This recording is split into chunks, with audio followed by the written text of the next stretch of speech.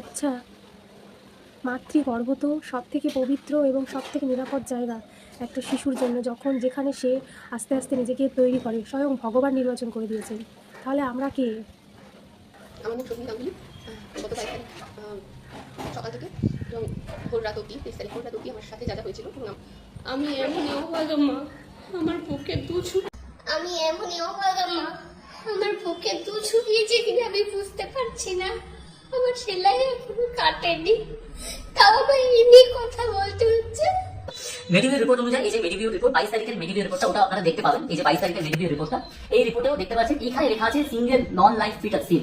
তখন বাচ্চা নেই আমাদের থেকে, আর আমাদের পাশে নেই নো কার্ডিয়াক পালসেশন সিন, এই যে এখানে আছে no cardiac pulsation seen, no fetal movement seen, এই যে এখানে আর নেই। তারপরে কিন্তু এই কথাটাও লেখা আছে, যেটা সকালের ইউএসজি রিপোর্টেও ছিল, single loop of cord attach around fetal neck. ঠিক আছে, অ্যারাউন্ড দ্য ফিটাল নেক, এটা কিন্তু পরিষ্কার লেখা আছে single loop of cord attach around the fetal neck. আচ্ছা, এরপরে ওনার এখানে এই রিপোর্টটা নিয়ে আমি ওনার বাড়ি যাই, মেডিভিউ আর ডিভাইন কেয়ার রিপোর্ট নিয়ে ওনাকে গিয়ে আমি রিকোয়েস্ট করি। আমি বলি ওনাকে যে ওনাকে হাত জোর করে বলি, তাতেও আপনি সকালবেলা কেন ওটি করলেন না? যখন আমি যখন ডিভাইন কেয়ারের রিপোর্টটা যখন আনতে গেছিলাম, তখন আমি ডিভাইন কেয়ারে বলা হয় যে আপনার এই রিপোর্ট দেখে ওটি করেননি ডাক্তারবাবু। আমি বলছি না ডাক্তারবাবু, তো রেখে দিলেন অবজারভেশন। তখন বলছি এই রিপোর্ট তো আমরা যেটা কাঁচা রিপোর্ট তখন ওনারা দিয়েছিলেন, বলছি এই রিপোর্ট দেখে তো যে কোনো ডাক্তার তখন ইমিডিয়েটলি ওটি করে। তো আমি ওই অবস্থায় ওনার কাছে গিয়ে তাই প্রশ্ন করি যে ডাক্তারবাবু এই যে রিপোর্ট, আমি এরকম করে দেখাই ডাক্তারবাবু এই যে রিপোর্ট, এই রিপোর্ট দেখে আপনি কেন ওটি করেননি? তখন ওটি করলে হয়তো আমার বাচ্চাটা বেঁচে যেত। উনি বলেন এইভাবে পেট কেটে দেওয়া যায় না, যখন তখন বললেই পেট কেটে দেওয়া যায় না। উনি আমার এই কথাটা বলেন। তখন ডাক্তারবাবু হাত ধরে বলছে ডাক্তারবাবু আমার বাচ্চাটা বেঁচে যাবে তো? তখন ডাক্তারবাবু বলছে যে তুই জানো না তোমার সাথে কি হয়েছে? বলছে তোমার বাচ্চাটা বেঁচে নেই, সকালবেলায় তো বললাম ফিটাল হার্ট পাওয়া যাচ্ছে না। তখন বলছি ডাক্তার সকালবেলা আমরা দুজনে দেখলাম একসাথে। বলছে না ও কি দেখেছে ওরকম মিস হয়। উনি বলছে মিস হয় না। আগে আমি সকাল আরেকবার যখন গেছিলাম, আগে তখন ডাক্তারকে বলছিলাম আপনি তাহলে বলুন এইভাবে রিপোর্টটা লিখে, বলছে আপনি তাহলে বলুন এই রিপোর্টটা যে লেখা আছে ফিটাল হার্টের 109 থেকে 175 যে লেখা আছে, আপনি বলে দিন এই রিপোর্টটা ভুল। উনি এরকম করে বললেন যে না আমি ভুল তো বলছি না, আমি তো ভুল বলছি না, আমি রিপোর্ট ভুল বলছি না, আমি বলছি মিস হতে পারে, ইউএসজি রিপোর্টে ফিটাল হার্ট রেট মিস হতে পারে ওনার কথা অনুযায়ী। আপনার বললাম মিস হতে পারে, আপনি বলছেন ভুল, তাহলে আমি কি ওখানে কি ডিভাইন কেয়ারকে কথা বলি যে আপনারা ভুল রিপোর্ট দিয়েছেন? উনি তখন আমাকে বলছিলেন যে না আপনি তো আমার মুখে আঙুল দিয়ে কথা বলাচ্ছেন, আমি তো বলিনি ভুল, আমি বলছি মিস হতে পারে। আমি বুঝলাম না দুটো তফাৎ। যাই হোক, আমি আবার দিদি বা সবাইকে রিকোয়েস্ট করি যে ওনাকে ছেড়ে দিন, আমার বউটাকে বাঁচাক। এখন আমার বউটাকে বাঁচাক, যা হারিয়েছি আমি তো হারিয়েছি, এবার আমার বউটাকে বাঁচাক, ও কষ্ট পাচ্ছে। সেই মোমেন্টে ডাক্তারের সাথে আমি লিফটে করে উপরে যখন যাই, ডাক্তারকে আবার বলি রিকোয়েস্ট করি ডাক্তারবাবু ওকে বাঁচিয়ে দিন, আমার বউকে বাঁচান। তখন উনি আমাকে আবার বলেন আপনার বাড়ির লোক আমাকে হ্যারাস করছে, আমার দোষ কোথায়? বাচ্চার তো ফিটাল হার্ট রেট ছিলই না। হ্যাঁ, এখন আমাকে ইনসুলিন খেতে হবে, এইসব কথা উনি বলেন। বলে ওর কাছে যান, গিয়ে ওকে তারপরে অ্যাটেন্ড করেন। আমাকে এসে বলেন যে তোমার বাচ্চাকে তো আমি মারিনি, তোমার বাচ্চাকে তুমি মেরেছো, তুমি কেন ফটো দিয়েছো? তাই তোমার বাচ্চা মরে গেছে। আমি তখন লিভার ফেটে কষ্ট পাচ্ছি, দলা দলা রক্ত বেরোচ্ছে এখানে। আমি তাকিয়ে আছি ডাক্তারবাবু দিকে। উনি বললেন একজন ওনাকে যে আমার এক ভাগ্নে অস্ট্রেলিয়া থাকে, সেও এরকম শুট করেছিল। 3 বছর পর ফোন করে বলে তাদের বাচ্চা অটিস্টিক হয়েছে। আমি না তখন কিছু বুঝতে পারছি না, আমার জন্য আমার বাচ্চা মরে গেছে। তারপর উনি বলেন আমি তোমার অপারেশন করবো কি করে? তোমার বাড়ির লোক তোমাকে অপমান করেছে, আমার হাত পা কাঁপছে, আমি হাই সুগারের রোগী, আমি ইনসুলিন নিই, আমি কি করে করবো? আমি ডাক্তারবাবু আমাকে একটু বাঁচিয়ে দিন, আমি পাচ্ছি না। আমার পেটের ভেতর তখন দলা বসা হয়ে যাচ্ছে, সকালবেলা থেকে সবাই খালি হাত ঢোকাচ্ছে আর দেখছে, আমি আর পাচ্ছি না। ডাক্তারবাবু হাত ঢুকে অনেকবার দেখলেন, টানলেন, কিছুই হচ্ছে না। তখন ওকে গিয়ে তখন ওর ঠোঁট, মানে আমি তোর কাছে পুরো লেবার পেন্টের সময়তেই ছিলাম, আমি পূজা, আপনারা দেখতে পাচ্ছেন না, কিন্তু পুরো লেবার পেন্টের সময়টাতেই আমি ওর কাছে ছিলাম, কারণ আমাকে বারবার বিভিন্ন কারণে দৌড়ঝাঁপ করতে হচ্ছিল। যখন রাত্রি 10:30 বাজে, তখন ওর ঠোঁট প্রায় পুরো সাদা এবং শরীরে প্রচুর রক্ত বেরিয়ে গেছে। কারণ আমরা প্রথমে আমাদের কাছে থাকা একটি চাদর, তারপর একটি নাইটি, তারপর আরো একটি চাদর দিই, এবং সেগুলো সম্পূর্ণ ভিজে গেছিল ওর ব্লাডে, যেগুলো যেটা নর্মাল ডেলিভারি পেনের জন্য বেরোচ্ছিল পুশ করার জন্য, এবং ততক্ষণে ও প্রায় রক্তশূন্য একটা কন্ডিশনে পৌঁছে গেছে। এবং আমরা তখন, এবং আমাকে তখন বলে যে অক্সিজেন সিলিন্ডার, অক্সিজেনের কনসেন্ট্রেটর পাশে রাখা ছিল, যাতে অক্সিজেন চলছিল। তখন লাস্টে একেবারেই রেসলেস এবং ইনসেলেটিভ পর্যায়ে পৌঁছে যায়, এবং আমাকে বলে যে তুই আমাকে ওইটা তুলে মেরে দে। প্রথমে আমাকে বলছিল যে আমাকে বাঁচা, আমাকে বাঁচা। 7:30টার সময় আমাকে বারবার বলছিল, 7:30 থেকে যখন পেইন শুরু হয় ইঞ্জেকশন পুশ করার পর থেকে, তখন আমাকে বারবার রিকোয়েস্ট করে যে আমাকে বাঁচা, আমাকে বাঁচা। কিন্তু লাস্টে যখন রাত্রি 10:30 বাজে, 3 ঘন্টা পরেও শরীরের কোনো ক্ষমতা বেঁচে ছিল না যেটাকে পুশ করতে পারে, এবং এত ব্লাড লস হয়েছিল। লাস্টে আমাকে এটাই বলতে থাকে যে আমাকে অক্সিজেনের কনসেন্ট্রেটরটা তুলে মেরে দে, কারণ আমি আমার আর কোনো ক্ষমতা নিয়ে বাঁচতে পারবো না। তখন সকালে জেএনএম মেডিকেল কলেজ, যেটা আপনারা জানেন কল্যাণী জেএনএম মেডিকেল কলেজে কিন্তু হার্ট রেট তখন কিন্তু আমি একটু আগে দেখালাম বাচ্চা ফিটাল হার্ট রেট, এই যে আবার দেখাচ্ছি 116 বিপিএম, এখানে জেএনএম মেডিকেল কলেজের রিপোর্ট অনুযায়ী কিন্তু আছে, আপনারা দেখতে পারেন। সেই রিপোর্ট অনুযায়ী বাচ্চা সকালে বেঁচে ছিল। ইউএসজি রিপোর্ট অনুযায়ী, সকালে ডিভাইন কেয়ার ইউএসজি রিপোর্ট অনুযায়ী বাচ্চা বেঁচে আছে, single life fetal seen, heartbeat আছে, আমরা নিজেরা শুনছি। তারপরে উনি আমাদের বলেন যে বাচ্চা 24 ঘন্টা আগে, মিনিমাম 24 ঘন্টা আগে, মানে রাত্রিবেলায় মারা গেছে। সকালবেলা আমার কাছে এখন আনা হয়েছে বাচ্চা বেঁচে ছিল না। উনি এই কথা বলেন। আমরা এখানে এজ দেখাই, যখন কি বলছি তখন উনি বলছেন দেরি করে বিয়ে করে, দেরি করে বাচ্চা হয়, তারপর বাচ্চা নষ্ট হয়ে যায়, তখন আমাদের ডাক্তার হয়। আমি বলি ডাক্তারবাবু আমি 28 বছর বিয়ে করেছি, 30 বছর মা হয়েছে, এখন 31 বছর চলছে।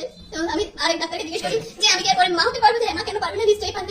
উনি একটা কথা বলেছিলেন যেটা হচ্ছে হাই রিস্ক প্রেগন্যান্সি, উনি বলতে চেয়েছেন হাই রিস্ক প্রেগন্যান্সি ছিল, ওকে বেড রেস্ট বলা হয়েছিল। তাহলে আমি জিজ্ঞেস করবো সেটা সবাইকে, বেড রেস্ট যদি বলা হয় নিশ্চয়ই ওনার প্রেসক্রিপশনে কোথাও বেড রেস্টের কথা মেনশন হবে। আপনারা দেখে নিন, আমি এরকম ভাবে ধরে বারবার দেখাতে পারছি না, এখানে দেখে নিন, এটা হচ্ছে সেকেন্ড প্রেসক্রিপশনটা, যেখানে কোথাও যদি আপনারা দেখতে পান যেখানে বেড রেস্টের কথা মেনশন আছে বা কোথাও হাই রিস্ক কথা মেনশন আছে। আর পুরো প্রেসক্রিপশনটা আমি আপনাদের সামনে বারবার দেখাচ্ছি এই জন্য, কারণ এই প্রেসক্রিপশন আপনারা যারা জানেন বা ডাক্তাররা যারা জানেন তারা দেখে বলতে পারবেন যে ওষুধ যেগুলো দেওয়া হয়েছে, যে ওষুধগুলো প্রেসক্রাইব করা হয়েছে through out the pregnancy journey, এখানে কোথাও এরকম কোনো ওষুধ আছে কিনা যে ওষুধগুলো হাই রিস্ক প্রেগন্যান্সিতে দেওয়া হয়। আমরা মেনে চলেছি, ওনার যা যা কথা উনি যা যা বলেছেন আমরা দুজনে সেই একটা কথাও কিন্তু অমান্য করিনি। এবার আসি একটা পয়েন্টে যেটা বলার দরকার, আসলে আমরা কি করে বলবো বা কি বলবো আমরা জানি না, আমরা ভিডিও বানানোর আগে আমরা বুঝতে পারছিলাম আমরা কি করে শেষ করবো।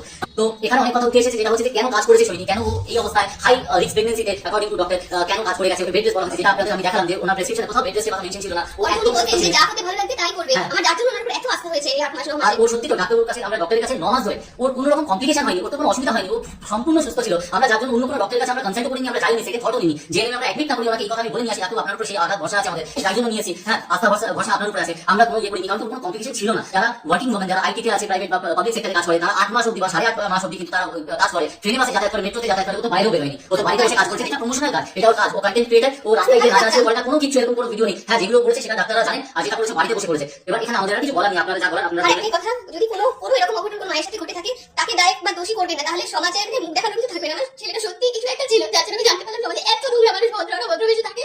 আমার যমুনা থাকার জন্য আমার ছেলে মারা যায়নি, আমার ক্রিকেটের জন্য মারা যায়নি, আমার তালুকদার থাকার জন্য মারা যায়নি, যেটার জন্য গেছে সেটা আপনারা বুঝে নিন, আমরা বুঝে নিচ্ছি। এরপর আমরা কিছুই চাই না, কাউকে কিছু প্রমাণ করারও নেই, কিচ্ছু বলার নেই, শুধু যে কথাগুলো উঠে এসেছে সেগুলো বড় আলাদা আজকে ছিল। যদি আমরা এই কথাগুলো সত্যি না বলতে পারতাম, আমরা হয়তো আগামী দিনে আমরা নর্মাল লাইফে ফিরে আসতে পারতাম না। দোষ দেওয়া হচ্ছে যে আমরা এত ইরেসপন্সিবল, অনেক রকম কথা উঠেছে, আমার নাকি ক্ষমতা নেই, আমার পাতি এত কম, যার জন্য নাকি আমার বউকে কাজ করতে হয়েছে। হ্যাঁ, আগলে রেখেছে, ওর মতো যত্ন কেউ করেনি আমার। ওর যা যা দরকার, ওর যা যা করণীয় সব কিছু আমি চেষ্টা করেছি। অনেকে এই কথা বলেছে আপনারা এত যখন টাকা আছে, এত ইয়ে আছে, আপনারা এই ডাক্তারকে দেখিয়েছেন কেন, আপনারা কি আপনাদের টাকা ছিল না, আপনারা এই ডাক্তারকে দেখিয়েছেন, এরকম কথা বলা হয়েছে। এখানে একটা কথা বলি, ডক্টর দাসের যা ভিজিট, যেটা নর্মাল এখানে আমাদের বললেন যে যত বড় বড় গাইনোকোলজিস্ট আছে যা ভিজিট, ডক্টর দাসের কিন্তু ভিজিট একই, তার থেকে কম না বেশি না, আমরা সেই কথা ভাবিনি। আমরা ভালো ডাক্তার দেখানোর জন্য ওনার গুগল রিভিউ দেখে আমি নিয়ে গেছিলাম, যার রিভিউ আর রেটিং ভালো ছিল, সেই থেকে আমার ভরসা। তারপর আমাদের সাথে সব রকম ব্যবস্থা আমরা ওনাদের থেকে সব রকম সার্ভিস আমরা ভালো পাই। ওর মাঝে একবার এটাও আপনারা জানেন, যেটা এখনই বলতে যাচ্ছিল, ডক্টর ফোন ধরেছেন রাত 2টোর সময় করেছি, কখন ধরেছেন, তার স্বাভাবিকভাবে আমাদের তার উপর সেই ভরসাটা আসবে, কারণ কি আমরা জানি এত ইমার্জেন্সি তো রাত 2টোর সময় ডক্টর ফোন ধরেছেন, সকালবেলা আমাদের অ্যাটেন্ড করেছেন, আমরা সেই ভরসা ওনার উপর ছিল। কিন্তু তারপরে লোকজন তারপরে যা হয়েছে, মানে কোনো ডাক্তার চাইবে না যে তার পেশেন্ট মারা যাক, কোনো মা চাইবে না তার সন্তান মারা যাক, তাই যারা যা যা বলছে বলো, আমার কোনো অসুবিধা নেই। ইভেন ওনার যেখানে অ্যাডমিট করানো ছিল মিলেনিয়ামে, সেখানে মিলেনিয়ামের যে ফিস হয়, যেটা হচ্ছে প্যাকেজ থাকে, যেটা বলা হয় ভালো জায়গায় চিকিৎসা, আমরা বারবার বলেছেন ডাক্তার মিলেনিয়াম ভালো, তো আপনি বলেছেন হ্যাঁ, কিন্তু আমরা সত্যি জানতাম না যখন ইউএসজির যে সুবিধা নেই সেটাও জানতাম না। যদিও আমরা কাউকে কোনো ব্লেম করছি না, আমাদের ভিডিওটা তার উদ্দেশ্য আমাদের এখানে আমাদের এখানে পাওয়ার হারানোর কিছু নেই, আমরা কিছু এখান থেকে পাবো না, হারাবো না, জাস্ট আমরা এগিয়ে যেতে পারতাম না যদি, যেটা আমাদের দুজনকে মিথ্যে সবাই ভাবছে, আমাদের কথা সব মানে আমাদেরকে ভুল ভাবছে, সেই জন্য আমরা সেই পয়েন্টগুলো আমরা তুলে ধরেছি প্রত্যেকটা ভিডিওতে, আমরা প্রমাণ সমেত আমরা সেই জিনিসগুলো দেখেছি, যেটা আপনারা কেউ জানেন না। এই যে আমার অবাক লাগলো, এতদিন ধরে এত কথা, এত কিছু নিউজ, কেউ আমাদের থেকে কেউ জানতে চায়নি, কেউ আমাদের জিজ্ঞেস করেনি, কেউ আমাদের কাছে আসেনি, কেউ জানতেন না, আপনারা বাড়ির লোক ছাড়া কেউ জানতেন না। তারপরে সবাই নিজের মতো করে গল্প ভেবে নিয়েছেন, স্পেকুলেট করেছেন, নিজের মতো সব গল্প ছড়িয়েছেন, তাই জন্য আজকে আমাদের আশা। যা বলা যা আমাদের বলা হয়ে গেছে, কিন্তু দয়া করে ডাক্তারবাবু কেউ কোনো রকম এটা করবেন না, উনি নিশ্চয়ই জ্ঞানী মানুষ, ওনাকে কিছু বলবেন না। আমি সত্যি জানতাম না, হ্যাঁ সুগার ইনসুলিন সত্যি জানতাম না, বলবেন না।